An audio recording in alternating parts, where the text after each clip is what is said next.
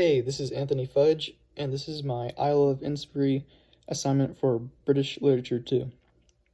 So the assignment itself, we describe our Isle of Innisfree, but I wanted to talk about the poem for a little bit before I get into that.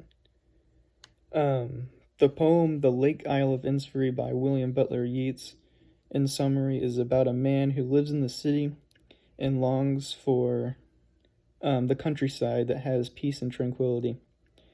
We know he's from the city because at the very end of the poem, it talks about him being on the roadway and the pavement, and he specifically says, quote, "I will arise and go now," end quote, right at the beginning of the poem and right at the end of the poem. So we know that he actively wants to go there or is going there soon.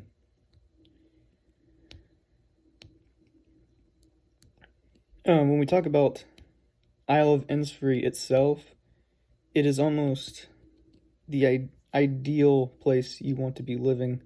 So in the poem's case, we know he wants to live outside of the busy city somewhere that's self-sufficient in a small cabin out in the countryside.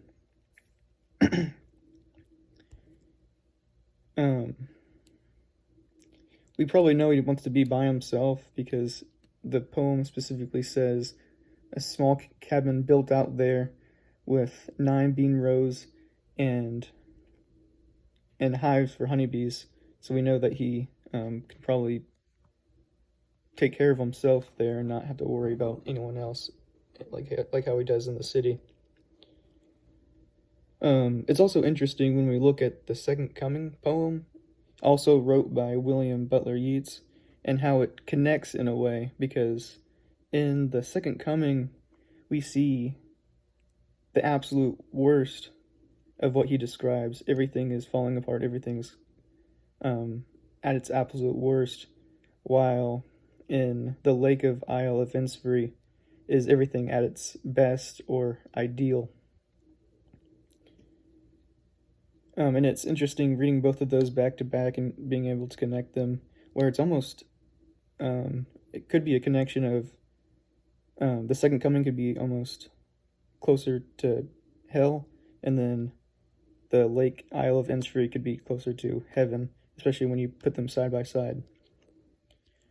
My own Isle of Innisfree is pretty similar to William Butler Yeats, because I kind of like to imagine mine as a retirement away from most people, but the way it kind of differs is I would like to be surrounded by friends and family. I would also want it to be kind of a smaller house out in the countryside that could be self-proficient. And then I also like the idea of a river being nearby, just so you can hear that. Kind of like how he describes in the poem how he likes the sound of the honeybees and the hives nearby. I like the idea of a river being nearby so you can always hear that.